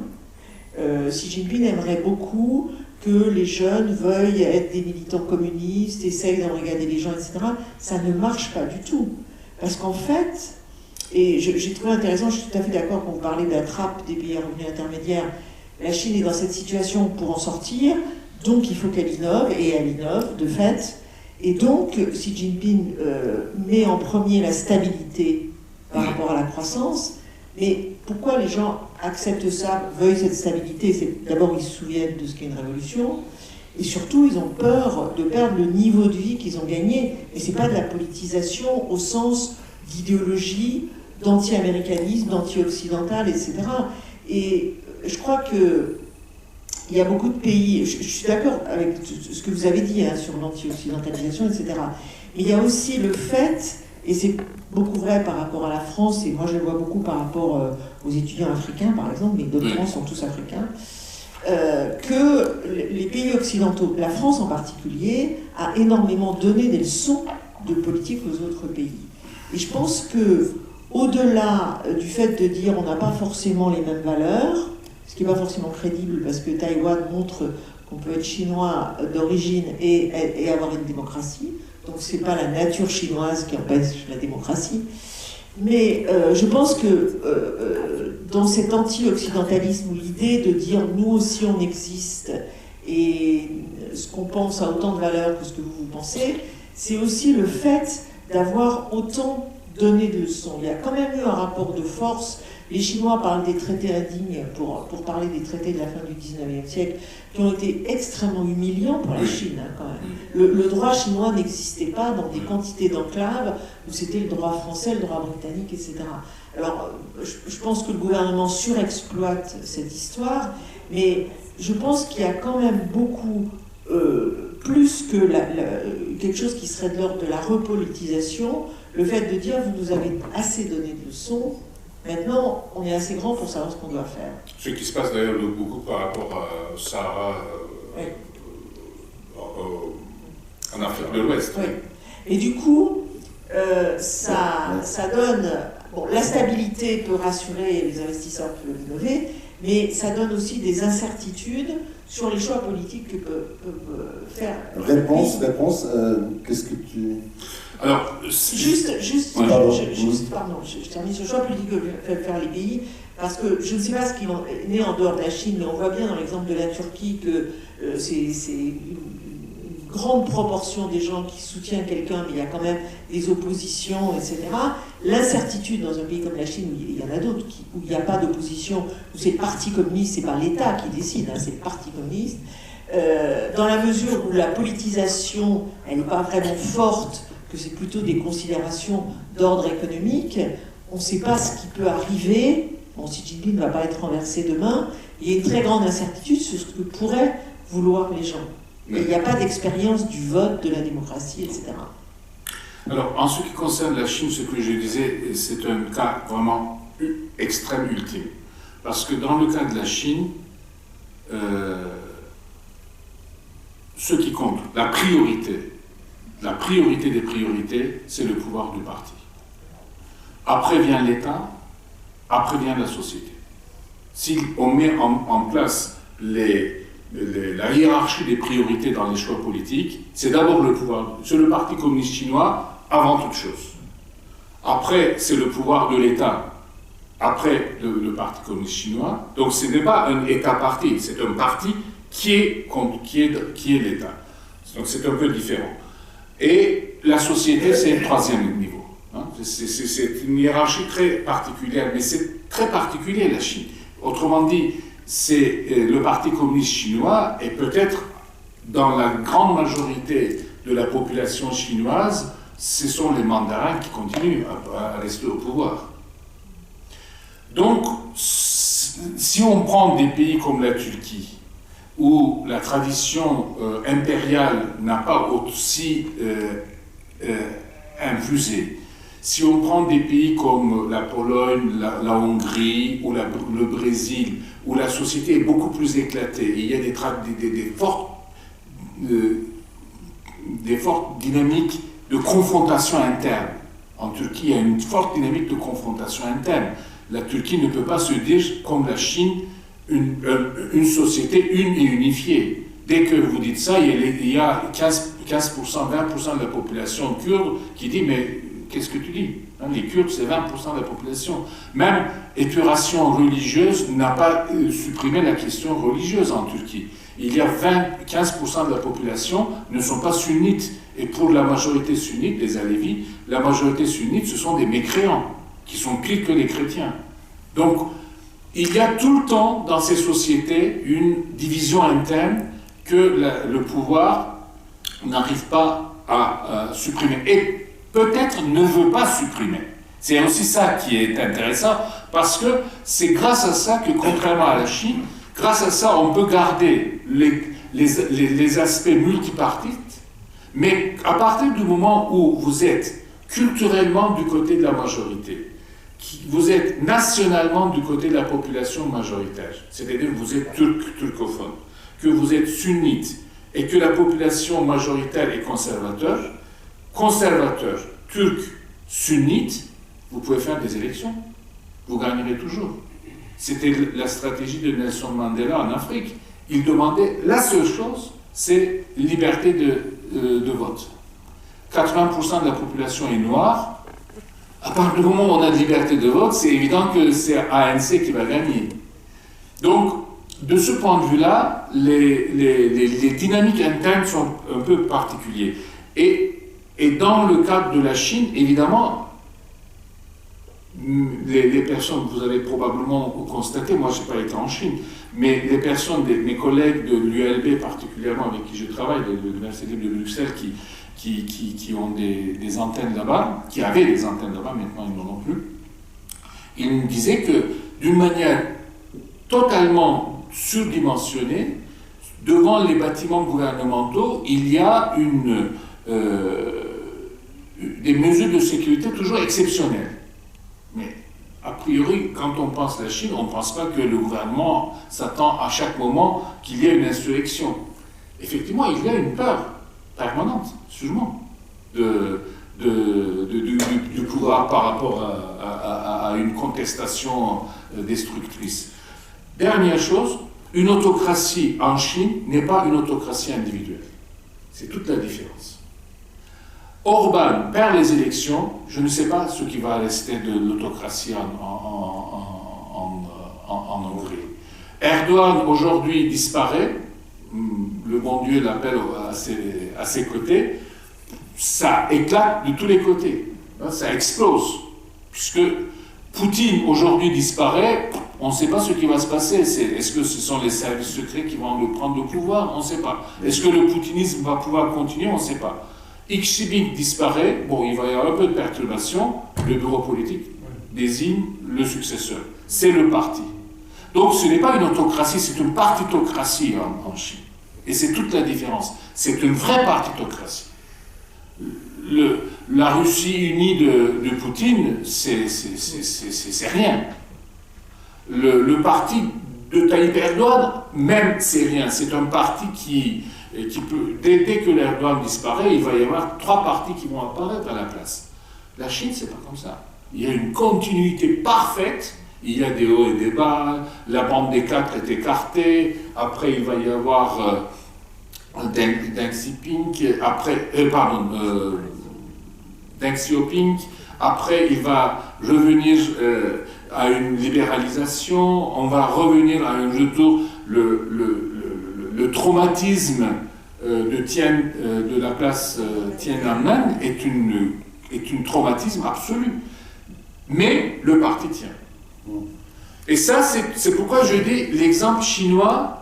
Alors, je ne connais pas la Corée du Nord, mais c'est un peu particulier, hein, c'est pas un modèle, évidemment. Mais l'exemple chinois, de ce point de vue-là, est un exemple que toutes les autocraties voudraient, mais ne peuvent, pour des raisons historique, géopolitique, économique. Et en plus, évidemment, plus d'1 milliard de personnes.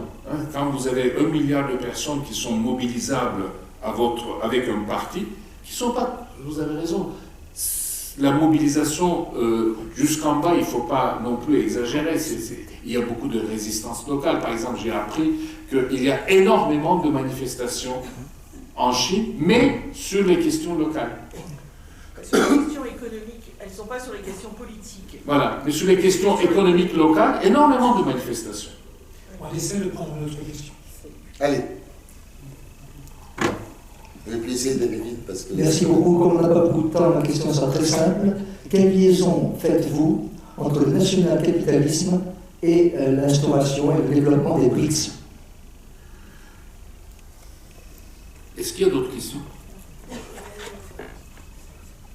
Tu fais comme le général de Gaulle. Peut-être qu'il y aura des questions qui se trouvent vraiment Une autre petite question.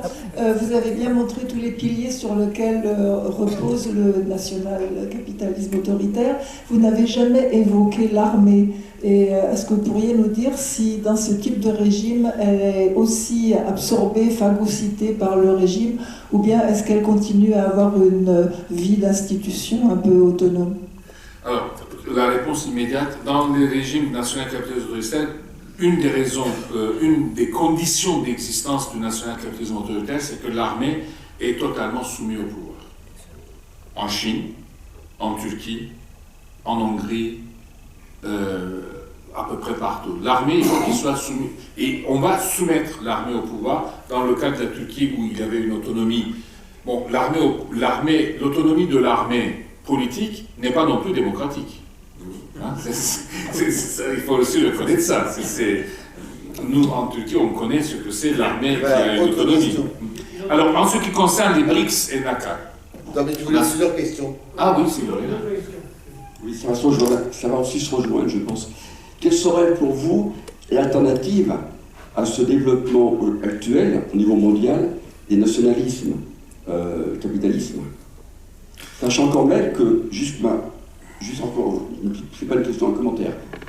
Vous n'avez pas parlé, pour moi, suffisamment aussi, de cette économie mondiale, capitalisme, qui est quand même né en Occident, qui a quand même enrichi beaucoup le Nord et assez peu le peuple du Sud. Et est-ce qu'aujourd'hui on n'assiste pas justement aussi à une accaparation par le Sud des richesses qui étaient essentiellement au Nord? Alors, en ce qui concerne votre question BRICS, est-ce que c'est un moyen d'organiser un monde anti-américain, occidental, de national-capitalisme autoritaire? Il y a une velléité. En tout cas, c'est pas tout à fait la Chine qui est très demandeur de ça, mais la Russie, désormais, avec la guerre en Ukraine, est un peu coincée. Il veut un peu plus pousser dans cette direction. Il y a effectivement le BRICS a tendance à devenir une sorte de l'OCDE, mais pas l'OTAN. Hein, l'OCDE des pays autocratiques. C'est-à-dire une organisation économique de régulation interne des régimes autocratiques, entre les régimes autocratiques, plus ou moins autocratiques. Hein, l'Inde qui rentre ou qui ne rentre pas, on n'est pas sûr. L'Afrique du Sud, pourquoi il est dans le BRICS, etc. Mais c'est plus un réseau de coordination économique, comme l'OCDE. Hein. L'OCDE, c'est l'Organisation de coordination économique des pays capitalistes riches, et ce sera donc de l'autre côté. Il y a une tentative, mais ce n'est pas non plus une organisation militaire, de défense, etc. Et en même temps, c'est aussi peut-être dans l'avenir, dans le cadre d'une organisation économique multipolaire, la mise en place d'une monnaie. Mais quelle monnaie? Est-ce que ce sera le yuan, le dollar du BRICS, ou est-ce que ce sera une monnaie ad hoc qu'on va créer entre les pays? C'est très difficile de créer une monnaie ad hoc qui n'est pas assise sur un pouvoir d'État. Donc du coup, c'est probablement, s'il y a une monnaie qui est susceptible de devenir le dollar des BRICS, par la taille de l'économie chinoise, c'est forcément le yuan. Et est-ce que les autres pays peuvent faire confiance à une économie, à la monnaie d'une économie hyper politisée par la mainmise de la Banque centrale, par le Parti communiste? Ça, nous ne savons pas. Alternative. Alors, le problème, c'est que justement, les alternatives par rapport au XXe siècle, les alternatives sont devenues désormais, et c'est toute la faiblesse de la gauche, au niveau mondial, les alternatives aujourd'hui sont devenues, la position alternative est devenue une position catastrophiste. Aujourd'hui, les critiques par rapport à ces gouvernements, au capitalisme plus général, c'est une critique catastrophiste. C'est-à-dire, les pires choses vont nous arriver dessus. L'environnement, ce qui est vrai, mais bon, c'est l'environnement, le capitalisme va s'épuiser, il va y avoir une inégalité des revenus de plus en plus grande, etc., etc. Mais nous n'avons pas une mobilisation sur un programme constructif alternatif. Nous n'avons pas. Ça, c'est le syndrome que nous avons encore de l'échec de l'expérience des pays communistes. C'est encore trop tôt à l'échelle de l'humanité. Ça fait 30 ans. 30 ans, c'est rien pour pouvoir digérer un échec, une attente aussi importante pour l'humanité. 30 ans, c'est rien. C'est une graine de sable. Et cet échec de l'utopie socialiste communiste, de l'économie planifiée, etc., aujourd'hui a laissé simplement une conscience, c'est que le capitalisme va nous amener à une catastrophe écologique, environnementale, humaine, etc. Mais les sociétés ne se mobilisent pas par peur de catastrophe. Les sociétés se mobilisent par peur de construction d'avenir. Si les sociétés se mobilisent par peur de catastrophe, dans ce cas-là, ils se cachent, ils se réfugient derrière les hommes forts, qui vont les protéger. Voilà. Y a-t-il d'autres questions? Donc nous sommes dans une période intermédiaire. C'est trop court. C'est trop court de trouver les raisons pour lesquelles l'utopie socialiste communiste a autant échoué. Nous n'avons pas encore totalement sorti de cette choc de l'échec. Nous, les économistes, les politistes, le peuple, la classe ouvrière, les classes moyennes, etc. Donc, du coup, on ne se mobilise pas pour construire un avenir différent. On se mobilise pour éviter le pire.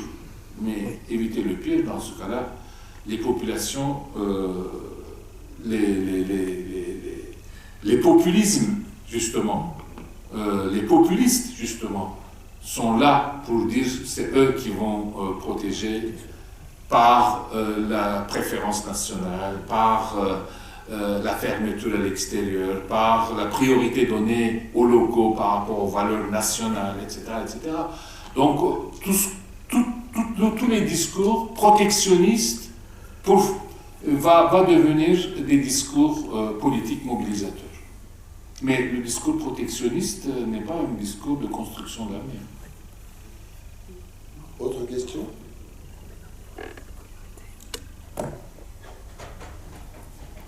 Et sur le national-capitalisme autoritaire, vous voulez, non? Une question? Non. Mais, oui, juste ça... Une dernière question. Oui, tu as un peu parlé juste seulement à la fin du désastre écologique qui nous attend. Et dans lequel nous sommes. Et le national-capitalisme autoritaire s'assied royalement sur ces questions. Totalement. Pourquoi? Totalement, parce que je pense qu'il peut y avoir de l'écologie fasciste. C'est-à-dire, nous allons s'en sortir et puis on va créer des sous-hommes qui n'ont pas le droit d'exister. C'est de plus en plus dans les national-capitalismes autoritaires, c'est la priorité donnée à la nation, donc du coup, à la nation, aux vrais membres de la nation, donc du coup, le reste du monde peut être mis dans le rebut de la nation, le rebut de l'humanité. Les oubliettes de l'histoire. Le rebut, qu'on peut être considéré comme le rebut de l'humanité. Mais les nazis ne considéraient pas différemment. C'est pas simplement les juifs qu'ils visaient. Les handicapés étaient aussi comme les rebuts de l'humanité, les homosexuels, les communistes, les slaves, etc. Il y avait des différents degrés de rebut, mais il y avait tout ça. Donc tout ceci était, soit les Slaves devraient devenir des esclaves, on ne les tuait pas, mais ils devaient devenir des esclaves, et puis les handicapés, on devrait les liquider physiquement, et puis les tziganes, on devrait les liquider physiquement, les juifs et les communistes en prison. Et c'est aussi un autre discours qui est très important, c'est la question démographique. C'est pourquoi moi je suis toujours très très méfiant quand les gens commencent à dire il y a trop d'humains dans le monde. Ok, il y a trop d'humains dans le monde, mais comment on va faire la sélection? Et qui va faire la sélection? Donc du coup, il va y avoir des humains qui ont le droit d'exister et des humains qu'on doit supprimer. Moi, j'ai été effrayé par entendre parler que l'équilibre écologique soutenable nécessite 6 milliards d'humains dans le monde. On est 8 milliards, 9 milliards. On va avoir à peu près une stabilité démographique mondiale autour de 9 à 10 milliards. On ne sera pas plus nombreux, hein, quoi qu'il arrive. Mais autour de 9-10 milliards. Mais comment on fait 6 milliards? On liquide comment? Qui? Et qui décide? Et puis, troisième chose, on va, évidemment, ce que vous avez dit est très très juste sur la période colonialiste occidentale. C'est fondamental. Aujourd'hui, dans le monde, ce qu'on appelle l'idéologie post-coloniale, qui monte partout dans les pays du Sud, il y a un ressentiment fondamental, ce qui fait qu'aujourd'hui, vous nous obligez à se comporter de telle manière que vous avez exactement fait l'inverse. C'est-à-dire que vous avez fait tout ce que vous nous demandez de ne pas faire, vous avez fait tout, vous êtes riche, maintenant, c'est aux pauvres de serrer la ceinture, serrer la consommation ou de ne pas faire des enfants. Donc cette récrimination historique, c'est une vraie récrimination historique. Mais le problème, c'est que ça, ce n'est pas une perspective politique démocratique et paisible dans le pays décolonisé, puisque tous les pays qui tiennent ce discours décolonisé se mettent derrière des hommes forts. C'est derrière les hommes forts qui sont. Alors, donc, il y a vraiment un problème de l'humanité, et donc, du coup, il faut qu'il... Mais nous n'avons pas pour le moment, malheureusement, c'est... D'autant plus quand même qu'aujourd'hui, si on parle des gaz à effet de serre, c'est encore chez nous qu'il y en a le plus. Évidemment, Elon Musk envoie une fusée pour faire la visite des millionnaires, des milliardaires, 10 minutes à l'espace. La consommation, l'effet CO2 de ces 10-15 minutes de visite, c'est l'équivalent d'une consommation d'électricité d'une ville moyenne de l'Afrique de l'Ouest. Bien, excusez-moi d'interrompre aussi brutalement, mais nous sommes contraints de rendre la salle. Merci à Ahmed Hissel de son exposé, et je vous invite à lire